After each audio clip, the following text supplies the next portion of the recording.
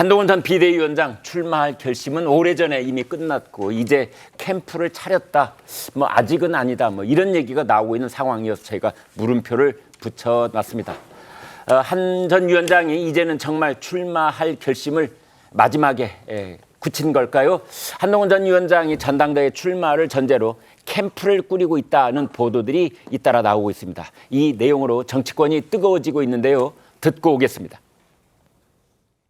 소문은 많이 돌았어요. 지금 거기 무슨 캠프를 차렸대더라. 저도 기자 출신이라 굉장히 궁금해서 여러 사람한테 전화해서 물어봤더니 아마 곧 할 것 같다라는 느낌은 좀 받았어요. 근데 어쨌든 뭐 지금 모든 뭐랄까 그 가리킴이 그냥 출마를 하는구나라는 쪽으로 가고 있는 거 아니겠습니까? 예. 모든 사람들이 이렇게 예상하고 있듯이 그 예. 예상이 뭐 깨지지는 않을 것 같다는 생각이 드는데요. 네, 소문은 돌았다는데 내용은 사뭇 구체적입니다. 자, 캠프를 꾸렸다는 건지 안 꾸렸다는 건지 홍인주 기자. 네, 일단 분명한 건 한동훈 전 비대위원장이 다음 주에 출마 선언 가능성까지 두고 지금 굉장히 구체적인 준비에 돌입한 것으로 보입니다. 한정훈 비대위원장 측 인사 이야기를 들어봤더니 한 전 위원장이 전당대회 출마를 전제로 실무팀을 꾸리는 등 캠프를 준비하고 있다라고 전했습니다. 다만 일부 보도에서 여의도 국회 인근에 캠프 사무실도 마련했다라고 했는데 이 부분에 대해서는 오보라는 입장인 것으로 전해졌습니다. 아직 뭐 본격적인 출마 선거를 한 것도 아닌데 사무실 마련이 그만큼 급한 건 아니라는 거죠.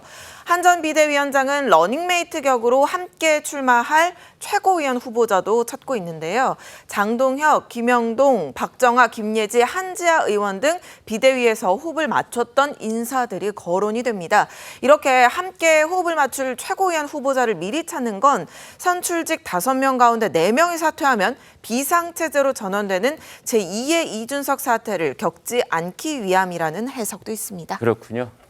자, 최창렬 교수께요. 그러니까 뭐 사무실 공간을 마련을 하고 책상, 집기 들여놓고 전화기, 뭐 컴퓨터 이런 거 차려놓고 이제 이런 차원의 어떤 준비가 있을 수가 있고 그보다 중요한 건 사람을 모아야 되잖아요. 이제 그 작업이 진행되고 있다 이렇게 보면 되겠습니까? 지금 이제 나오는 얘기들은 다 그런 것 같아요. 네. 그런 것 같은데 그래서 한동훈 전 위원장이 지금 출마를 완전히 결심을 한 건지 네. 그건 아직 확실치는 않은 것 같아요. 예. 전반적인 분위기나 뭐 앞뒤 맥락이라든지 이런 걸 본다면은 뭐 출마하는 게 분명해 보이긴 하는데 네. 또 이 상황까지 와서 출마를 안 할 수 없을 것 같아요. 네. 전 지금도 여전히 출마를 좀 안 하고 때를 기다리는 게 본인에게 좋을 것 같은데 네. 뭐 각자의 판단이 다른 거니까 네. 뭐 그런 건 별로 의미가 없고 어차피 출마로 이제 기운 것 같습니다. 단지 이제 어떠한 사람들이 같이 하냐 문제인데 아까 나온 이제 인물들 보니까 이번에 이제 같이 비대위 지난번에 했던 분들이란 말이에요. 예. 근데 저런 분들하고 좀 다른 사람들도 같이 해야 되겠죠. 네. 좀 기존의 정치권의 경험이 있는 사람도 같이 이제 네. 연대를 해가지고 어떤 기존의 멤버하고 기존의 세력과 또 향후 미래 세력과 같이 연합을 해서 하는 그런 게 좋을 것 같아요. 너무 한쪽으로 자신이 이제 비대위원장 할 때 같이 했던 인물들만 국한되면은 그 외연 확장이 좀 어렵지 않겠냐 이런 생각이 좀 듭니다. 네. 하기는 이제 한동훈 전 비대위원장이 당 대표에 출마 선언을 할 때 그 양쪽에 서 있는 사람들 얼굴 면면을 보고 이제 당원들 마음도 크게 움직일 수가 있을 텐데요. 자, 그런 면면이 누구일까? 얼마만큼 참신함 또는 얼마만큼 함께 왔던 사람들. 뭐 이게 어느 정도 섞이게 될지 이제 이런 점을 짚어주셨습니다. 한동훈 전 위원장이 전당대회에서 함께 뛸 인사를 찾고 있는 것만은 이제 확실한 것처럼 보입니다. 정치권에서는 그 러닝메이트가 누가 될지를 궁금해하고 있습니다. 한동훈 전 위원장과 가까운 것으로 알려진 장동혁 의원의 발언을 듣고 오겠습니다. 당대표가 되면 최고위원들이 또 같은 목표를 가지고 또 서로 협력하면서 건강한 목소리를 내면서 같이 갈 분들이 최고위원으로 있는 게 중요하다고 생각합니다. 그래야 또 안정적인 당 운영도 가능하고 출마를 고민하고 계신다면 당연히 어떤 분들과 함께 또 최고위원 당대표 출마를 같이 하실지 당연히 고민하고 계시리라고 생각합니다. 네, 송국건 국장께요. 그러니까 대선 출마하는 분들이 뭐 마음속으로 섀도우 캐비넷을 이렇게 이제 꾸려 보듯이 말이죠. 새로운 당 지도부가 들어서면 일단 사무총장을 누구로 해야 될지, 또 최고위원들 진용을 어떻게 해야 될지, 원내대표는 뭐 그대로 있다고 치고 말이죠. 이제 이런 인물들을 일단 인선을 해야 되지 않겠습니까? 일단 최고위원들은 뭐 인선은 지명직도 있지만 네. 선출직이죠. 예. 선출직이니까 어차피 한동훈 전 위원장은 정치 초보입니다 아직도. 네. 그렇기 때문에 더욱더 최고위원 중에서 좀 반대파가 있으면은 상당히 가기가 어려워요. 네. 그 최고위원도 아마 친정 체제를 구축하기 위해서 네. 좀 출마를 하라고 권유를 하고 있을 거예요 지금쯤. 아, 예. 그래서 그 최고위원들은 그때 비대위에서 같이 일했던 뭐 지금 나오는 그 저기 장동혁 전 사무총장이나 김형동 뭐 비서실장 네. 이런 사람들이 있고 또 지역별로 또 안배를 해야 돼요. 아, 지역별 예. 안배를 해야 되고 여성목도 있어야 되고 아, 예. 원내 이거 다 해서 지금 조합을 아마 꾸리고 있을 겁니다. 아, 네. 그리고 그 여성목 원내 같은 경우는 또 윤희숙 그 전 의원도 네. 그때 중성동갑의 전현희 후보와 그 맞서서 출마할 때도 한동훈 위원장이 상당히 청거를 했거든요. 네. 그런 관계에서 윤희숙 전 의원 이름도 나오고 하는데 자 최고위원회 굳이 출마를 하지 않더라도 지금 말씀하신 것처럼 만약에 당 대표가 되면은 같이 끌고 갈 그 참모들이 있어야 돼요. 네. 참모들 중에서는 지금 비대위 때 있었던 사람들도 있지만 저 여의도 정가에서는 여러 가지 이야기가 나오는데 네. 그 중에서 전직 뭐 정치부 기자 모씨 이야기도 나오고 아, 예. 좀 구체적인 이름들이 나와요. 네. 그리고 사무실 같은 경우도 만약에 몇 사람이 다니면서 사무실 구하면 그 여의도에서 다 소문납니다. 아, 예. 여의도 정치인들이 들어가는 그 빌딩이 몇 개 없어요. 네. 딱 한정되어 있습니다. 네. 그런데 아직 그 구체적으로 어느 빌딩일까지 소문은 안 나지만 네. 캠프 뭐 구성 단계 왔다는 거 다 소문이 나 있고 아마 나중에 발표를 하면은 그 이름은 익숙한데 그 저쪽에서 한동훈 전 위원장 쪽으로 갔구나 이렇게 생각할 사람들도 몇 사람 지금 아마 포함이 되고 있는 걸로 저는 알고 있어요. 네. 그래서 일단 뚜껑이 열리면 출마 선언을 하면서 전혀 예상하지 못했던 인물들도 주변에 포진할 가능성이 있습니다. 네. 그렇다면 이제 다음 주 초가 뭐 출마 선언으로 유력해 보이는데 그렇다면 장소는 당사에서 합니까? 국회에 들어가서 합니까? 아니면 뭐 광화문에 와서 이순신 장군 동상 앞에서 합니까? 어떻게 됩니까? 일반적으로 현역 국회의원이 아니고 예. 아니기 때문에 그 당사에서 할 가능성이 높죠. 네. 왜냐하면 지금 경선 룰이 어차피 그 여론조사 일반 국민 여론조사가 20 내지 30% 들어가더라도 네. 가장 핵심은 당원들이잖아요. 네. 책임 당원들이 핵심적으로 이 당 지도부를 선출을 하게 되는 그 구도가 유지가 되니까 네. 아마 당사에서 상정적으로 할 가능성이 높은데 그렇지 않고 또 본인의 어떤 캠퍼에서 할 수도 있고 그것은 뭐 아직까지 그까지는 아직 그 안에서도 가닥에 잡히지는 않았을 것 같아요. 그 출마 선언을 할 때 한동훈 전 비대위원장 양쪽에 서 있게 되는 사람들, 네. 그 사람들이 중요한 겁니까? 아무래도 그렇죠. 그 사람들은 그런데 양쪽에 사람을 이렇게 쭉 세워서 할지 아니면 네. 본인이 그냥 혼자서 할지 저는 좀 혼자서 할 가능성이 높다고 보는 것이 옆에 이제 사람들을 세우려면 그 사람들이 어떤 지위가 있어야 되잖아요. 그러면 이제 그 앞에 사람들이 쭉 앉아 있을 네. 텐데 맨 앞줄에 앉아 있는 사람들. 네. 이렇게 봐야 되는 겁니까? 예를 들면. 아무래도 그 뭐 처음 그 기자회견을 한다든가 출마 선언을 하면은 네. 그게 서로 안내를 하고 네. 서로 또 뭐 일문일답 같은 것도 있으면은 그전에 또 상의도 하고 그러려면은 아마 캠프에 참여할 사람들이 거기 와서 뭐 그 기자들이 눈에 잘 띄는 장소에는 앉아 있겠죠. 네.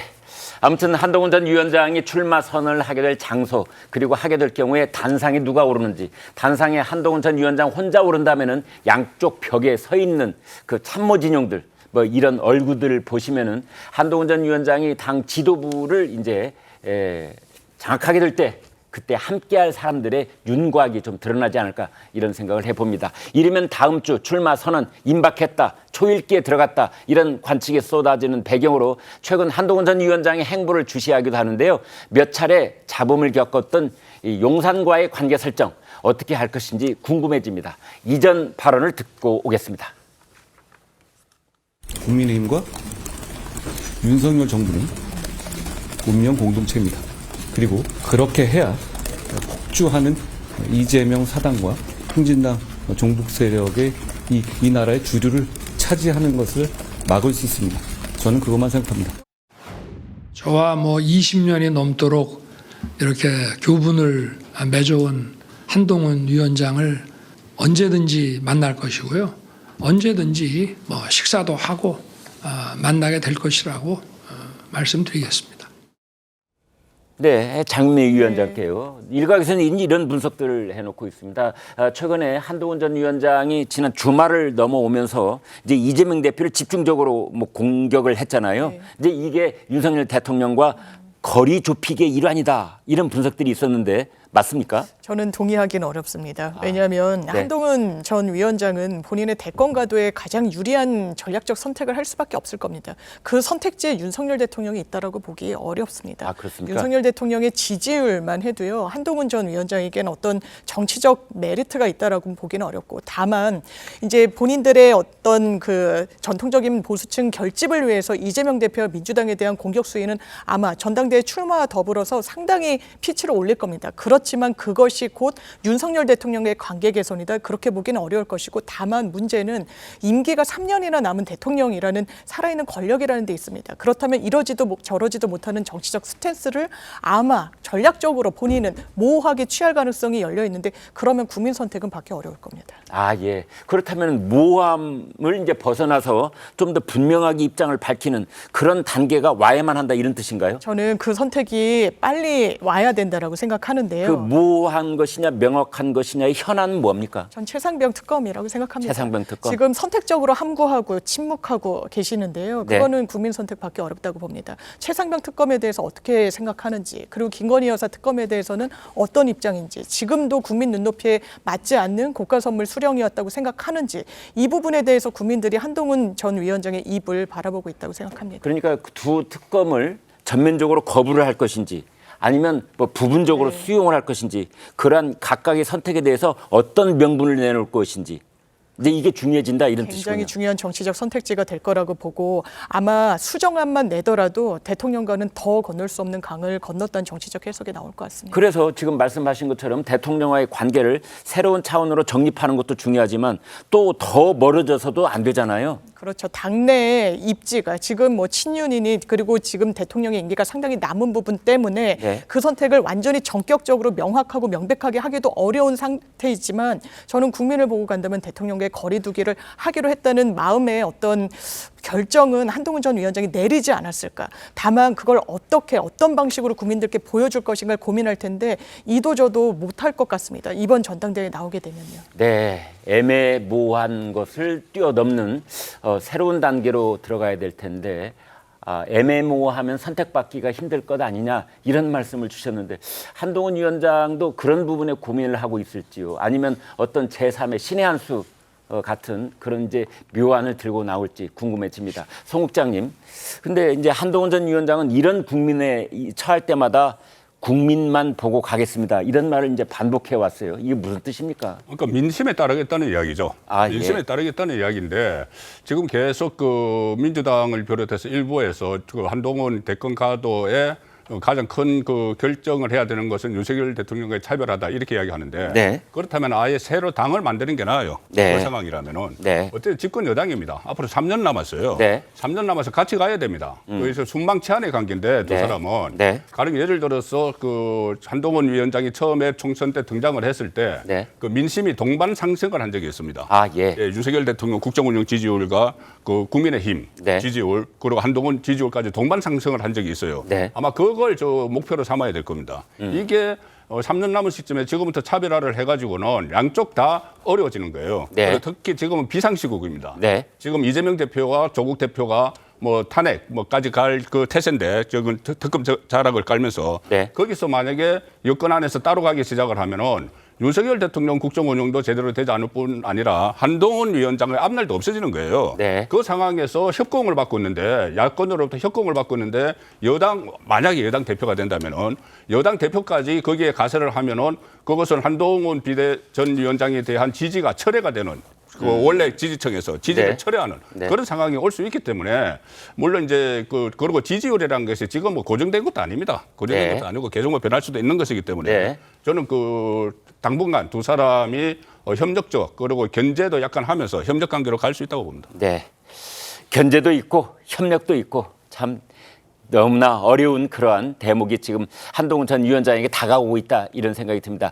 양은경 기자께요. 네. 자, 이번에는 주어를 바꿔보도록 하죠. 저희가 한동훈 위원장을 주어로 했는데, 이번에는 윤석열 대통령을 주어로 했을 때 윤 대통령의 마음도 매우 중요하잖아요, 이 국면에. 어떻게 보십니까? 네, 사실 윤 대통령하고 한 전 위원장 같은 경우에는 그야말로 정말 20년 넘은 관계고, 네. 사실 저희 법조 오래 취재해온 입장에서 두 사람은 보통 선후배 관계라고 부를 수가 없다라고 라고 할 정도로 굉장히 깊은 관계이기 때문에 네. 일각에서는 왜 총선을 앞둔 지난번에 윤한 갈등 국면에 저 두 사람이 저걸로 관계가 끝날 관계는 전혀 아니다라는 네. 그런 얘기가 많긴 했거든요. 다만 어떻게든 이제 한 전 위원장이 이제 뭐 여당의 위원장, 비대위원장으로서 어쨌든 정치 노선을 걷고 뭐 그런 이상은 네. 윤 대통령하고 아주 같이 가기는 또 조금 어려운 상황일 것 같고요. 그리고 이제 또 하나 관전 포인트가 과연 이번 전당대회에서 윤 대통령이 네. 힘을 실어줄 것인가 그 부분이 조금 궁금하실 수 있는데 네. 근데 이게 사실 또 조금 위험한 부분이 될 수가 있어요. 왜냐하면은 당무 개입 논란이 있을 수가 있거든요. 아, 예. 그리고 당무 개입이 그냥 어떻게 보면은 규범적인 논란이 아니라 네. 실제로 박근혜 전 대통령 같은 경우에는 새누리당 경선 개입으로 실형을 받은 사건도 있었거든요. 네.